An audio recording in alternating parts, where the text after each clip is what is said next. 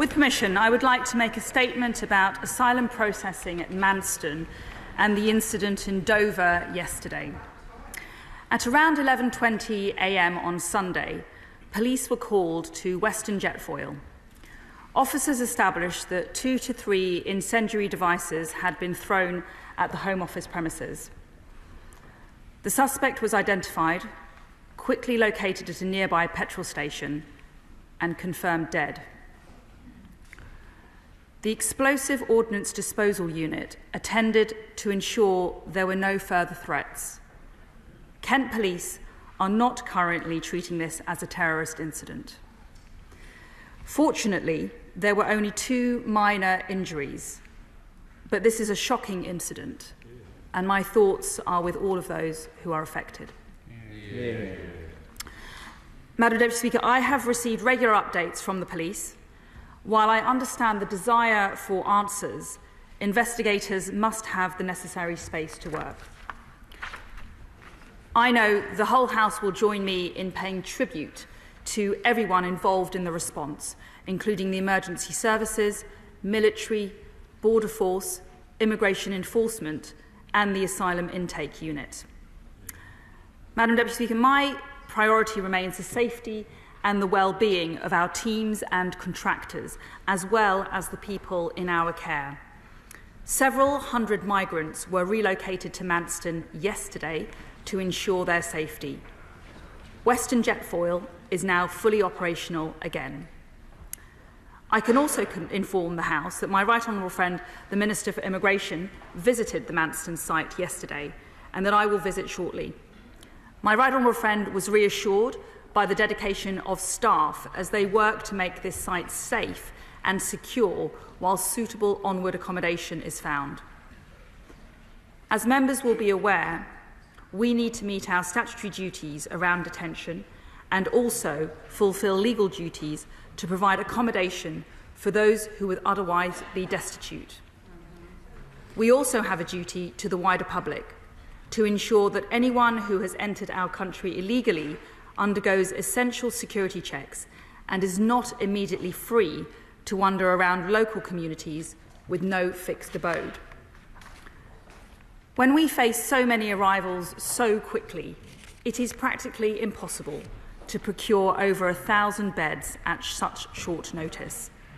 Consequently, we have recently expanded the site and are working tirelessly to improve facilities.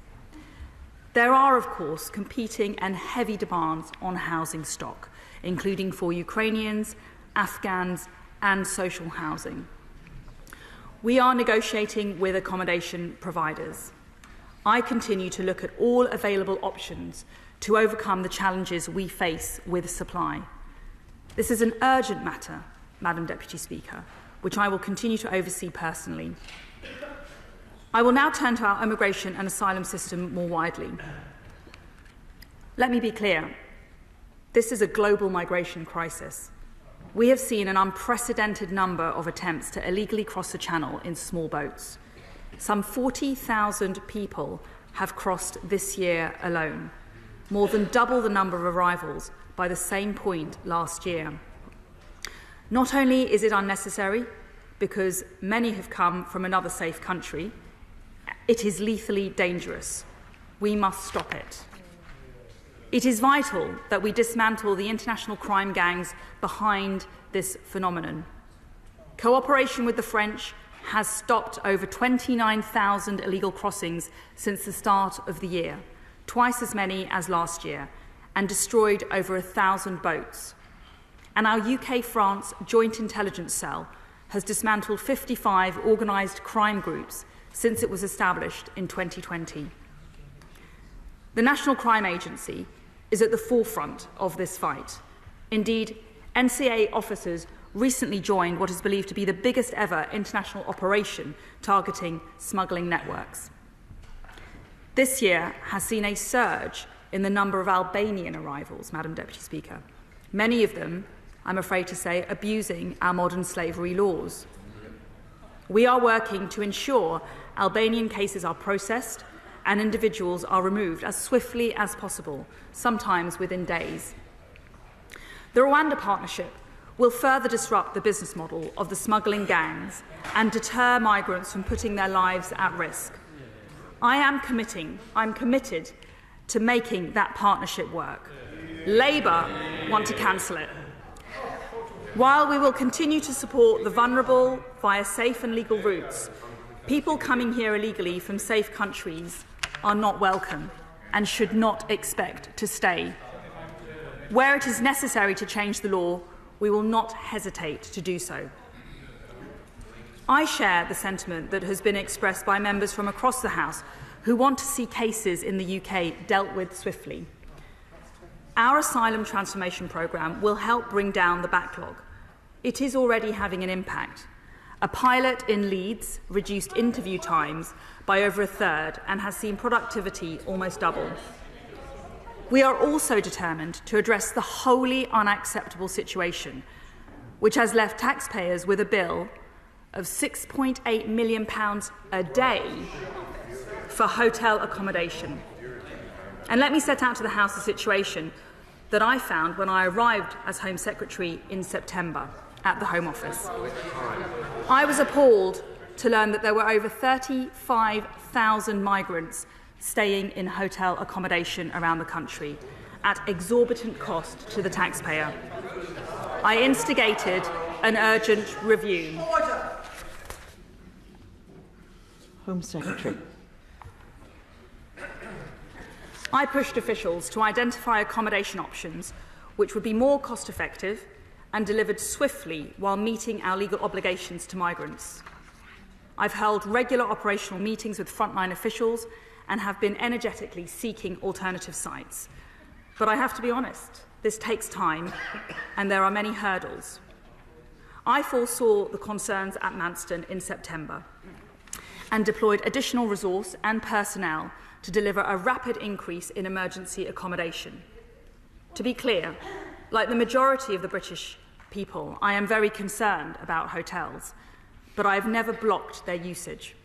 Indeed, since I took over, 12,000 people have arrived, 9,500 people have been transferred out of Manston or Western Jetfoil, many of them into hotels.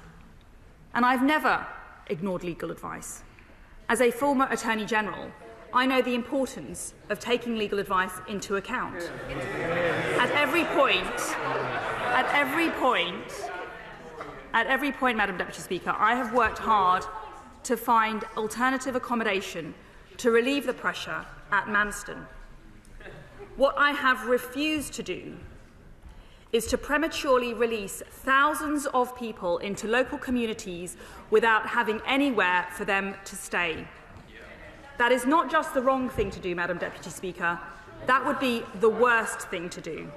For the local community in Kent, for the safety of those under our care, and for the integrity of our borders. The Government is resolute in our determination to make illegal entry to the UK unviable. It is unnecessary, lethally dangerous, unfair on migrants who play by the rules, and unfair on the law-abiding, patriotic majority of British people. It is also ruinously expensive, and it makes all of us less safe. Madam Deputy Speaker, as Home Secretary, I have a plan to bring about the change that is so urgently needed to deliver an immigration system that works in the interests of the British people, and I commend this statement to the House. Shadow Home Secretary Yvette Cooper.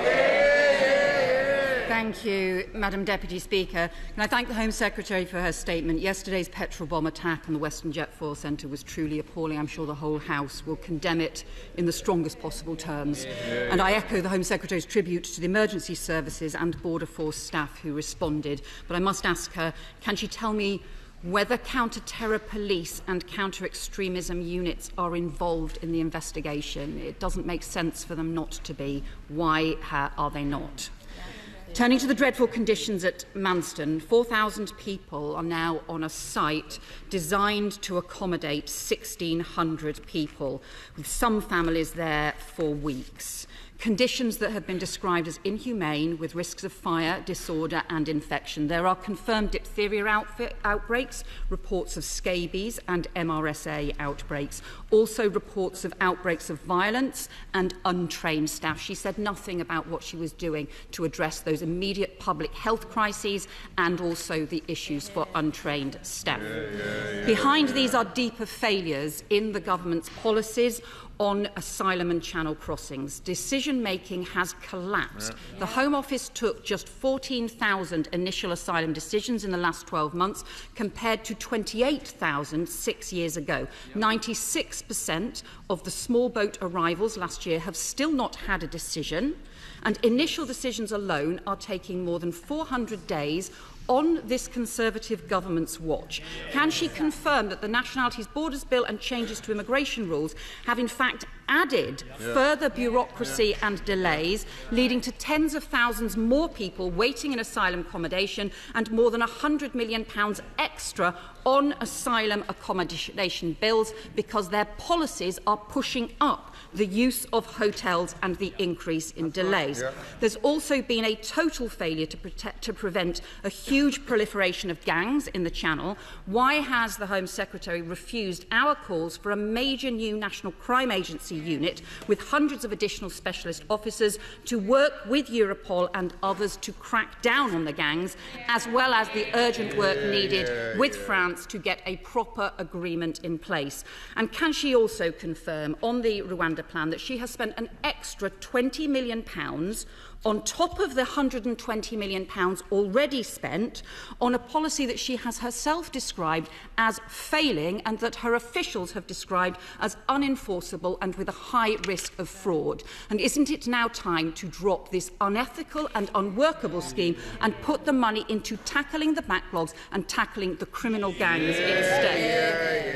And let me ask her about her own decisions, which are there are very serious allegations now being reported that the Home Secretary was warned by officials and other ministers she was acting outside the law by failing to provide alternative accommodation. Can she confirm that she turned down contingency plans that she was offered that would have reduced overcrowding, as the reports say? There are also legal obligations, including under the 1999 Act and the 2018 regulations. Can she confirm she was advised repeatedly that she was breaking the law by failing to agree to these plans? One of these meetings on Manston was on the 19th of October. Can she confirm she refused these proposals on that date? It was the same day that she broke sections 2.3 and sections 1.4 of the Ministerial Code. So can she confirm, or can she tell us whether in fact she breached the Ministerial Code, which provides for ministers abiding by the law? Did she breach the Ministerial Code 3 times in a single day? And how is anyone supposed to have confidence in her as a Home Secretary with these serious issues? She referred in her statement to security checks. These are very important, but her statement is undermined by her own disregard for security. Her letter today makes clear that the incident over which she resigned was not a one-off, and contrary to her previous claims to have reported the breach rapidly as soon as she realised, she instead had to be challenged several times by one of her colleagues. She has also not answered the crucial questions about security breaches while she was Attorney General. Can she tell us whether she was involved in a leak to the Telegraph, reported in the Telegraph on the 21st of January, about information about Attorney General action on a case involving the security service? Has she sent any other government documents by WhatsApp, Telegram or other social media? And given that it's been less than a week since she was reappointed, and less than a fortnight since she was first forced to resign for breaching the Ministerial Code, and every day since her reappointment there have been more stories about possible security or Ministerial Code breaches, how is anybody supposed to have confidence in her, given the serious responsibilities of the Home Secretary to stand up for our national security, for security standards and for public safety? The Prime Minister promised that this would be a government of integrity, of professionalism and of accountability. Isn't the Home Secretary letting everyone down and failing on all of these counts?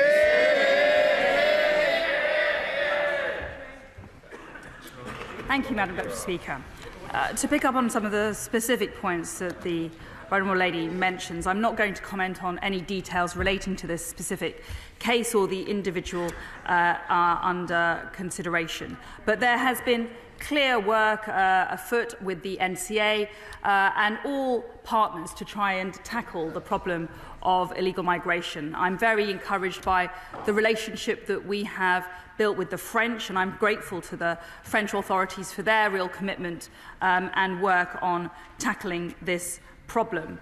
But it's absolutely clear that, as I made clear in my statement, that on no occasion did I block hotels or veto advice to procure extra and emergency accommodation. Actually, the data and the facts are that on my watch, since the 6th of September, over 30 new hotels were agreed, which would provide over 4,500 additional hotel bed spaces, which will be brought into use. Since the start of October, over 13 new hotels will provide over 1,800 additional hotel bed spaces.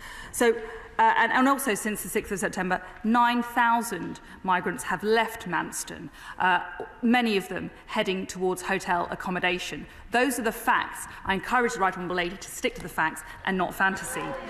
Madam Deputy Speaker, however, she raises some other points, and I would just like to say this, that my letter to the Home Affairs Select Committee sent today addresses all of the matters that she has just raised transparently and comprehensively. I've been clear that I made an error of judgment. I apologised for that error. I took responsibility for it, and I resigned. But, Madam Deputy Speaker, does the House want to hear what the Home Secretary has to say? Home Secretary. I apologise for the error. I took responsibility, Madam Deputy Speaker, and I resigned for the error. But let's be clear about what's really going on here, Madam Deputy Speaker. The British people deserve to know which party is serious about stopping the invasion on our southern coast and which party is not. Some 40,000 people have arrived on the south coast this year alone, many of them facilitated by criminal gangs, some of them actual members of criminal gangs. So let's stop pretending that they are all refugees in distress. The whole country knows that that is not true, and it's only the honourable members opposite who pretend otherwise. Madam Deputy Speaker, we need to be straight with the public. The system is broken.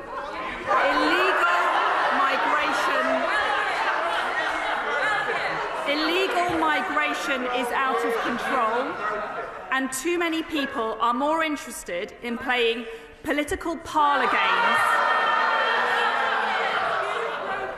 covering up the truth, than solving the problem. I, Madam Deputy Speaker, am utterly serious about ending the scourge of illegal migration, and I am determined to do whatever it takes to break the criminal gangs and fix our hopelessly lax asylum system. That, Madam Deputy Speaker, is why I am in government. And that is why there are some people who would prefer to be rid of me. Well,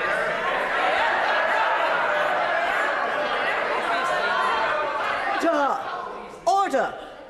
I should just point out that I can hear who's making the noise, and it'll be a long time before they're called to ask a question. Secretary of State. Madam Deputy Speaker, let them try.